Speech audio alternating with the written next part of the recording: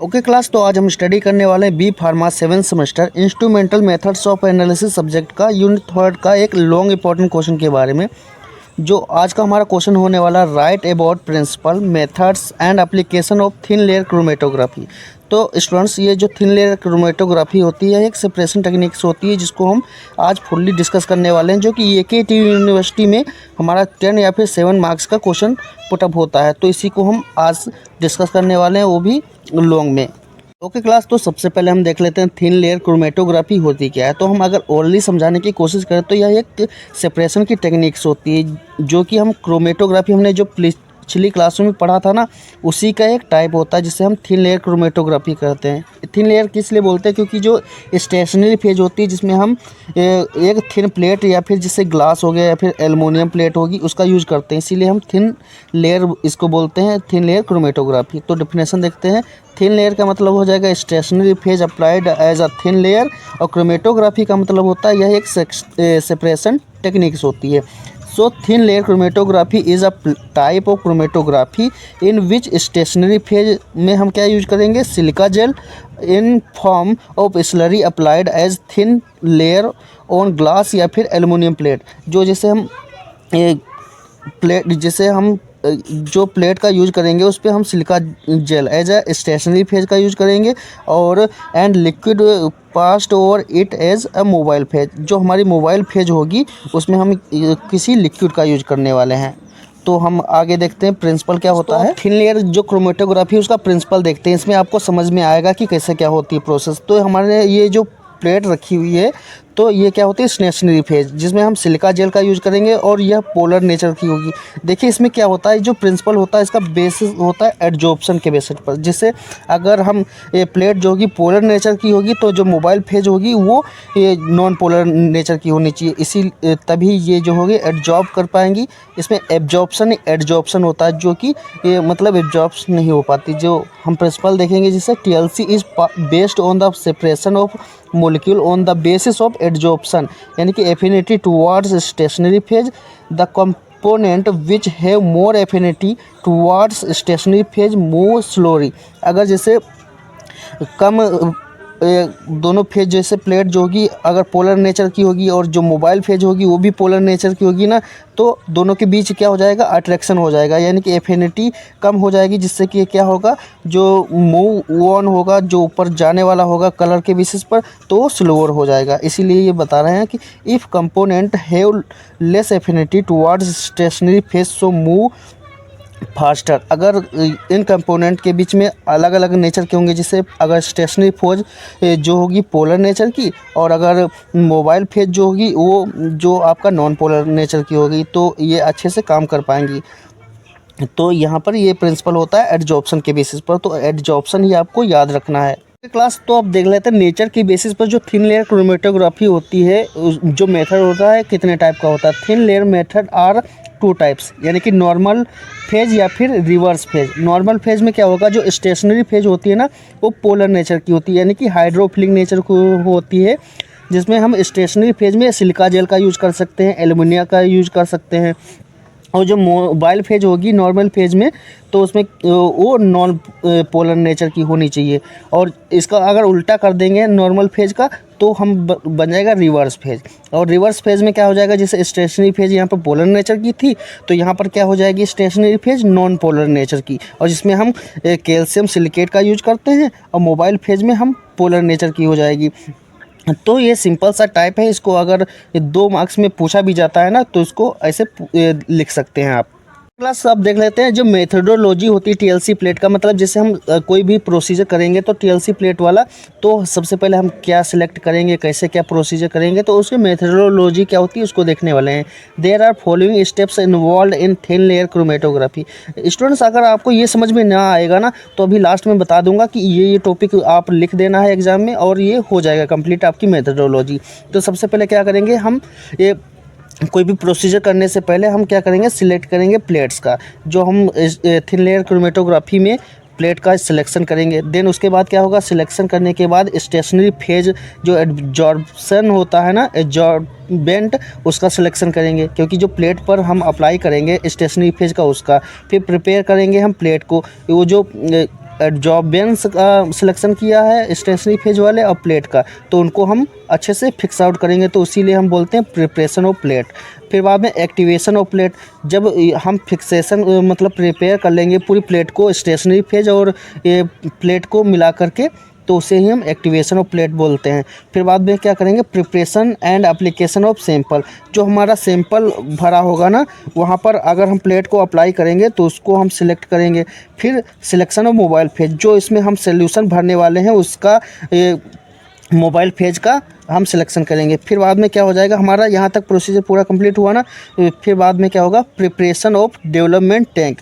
जो हमारा ये प्रोसीजर होगा उसको डेवलप करने के लिए जो हमारा टैंक है ना, इसका हम सिलेक्शन करेंगे। फिर बाद में डेवलपमेंट टेक्निक्स, ये जो पूरे प्रोसीजर है उसको डेवलपमेंट करेंगे। अगर आप यहाँ तक भी कंप्लीट कर लेते हैं ना, तो आपका पूरा जो थिन लेयर क्रोमेटोग्राफी की मेथोडोलॉजी है वो कंप्लीट हो जाएगी। बाद में क्या करेंगे, डिटेक्शन ऑफ एनालाइट या फिर कंपोनेंट, इसको डिटेक्ट आउट करेंगे, ये जो प्रोसीजर हो जाने का। फिर बाद में क्या होगा, लास्ट स्टेप जो बचेगा, एवेल्युएशन ऑफ क्रोमेटोग्राम, यानी कि सैंपल को एवेल्युएट करेंगे। तो ये पूरी मेथोडोलॉजी होती है। इसको आप अगर ट्रिक वाइज ऐसे समझने की कोशिश करते हैं कि जिससे पहले हम प्लेट को सिलेक्ट आउट करेंगे, फिर बाद में क्या होगा, इसमें जो स्टेशनरी फेज हम अप्लाई करेंगे सिलिका जेल वगैरह, उसका हम प्रिपरेशन करेंगे। देन बाद में क्या होगा, आपको ये एक कंपोनेंट की जो यहाँ मोबाइल फेज है उसका सिलेक्शन करेंगे। ऐसे ही आप अपने दिमाग से भी कर सकते हैं। तो ये मेथोडोलॉजी होगी। अभी हम इसको ये फुल्ली डिटेल में डिस्कस करेंगे। ओके क्लास, तो जो मेथोडोलॉजी है उसमें जो फर्स्ट स्टेप थी जिसे सिलेक्ट करेंगे प्लेट को, तो selection of plates in thin layer chromatography, first of all plate are selected according to need. हमारे अकॉर्डिंग टू नीड के अनुसार हम क्या करेंगे, सिलेक्ट करेंगे प्लेट को। तो सबसे पहले जो होती है प्लास्टिक प्लेट भी आती हैं, ग्लास प्लेट भी आती हैं, एल्युमिनियम की प्लेट भी आती हैं। This plate available in different size की होती हैं। जिससे अगर हम लेंथ की बात करें तो अगर 20 मीटर की अगर लेंथ सेंटीमीटर की होगी तो वाइड उसकी विड्थ यानी कि चौड़ाई भी इतनी होगी। तो आप इसको देख लेना। फिर बाद में क्या होगा आपका सिलेक्शन ऑफ स्टेशनरी फेज, तो उसको हम देखेंगे। देखते हैं हम सिलेक्शन ऑफ स्टेशनरी फेज, यानी कि जो एडजॉर्बेंट होता है उसको कैसे सिलेक्ट करेंगे। After that stationary phase selected according to need.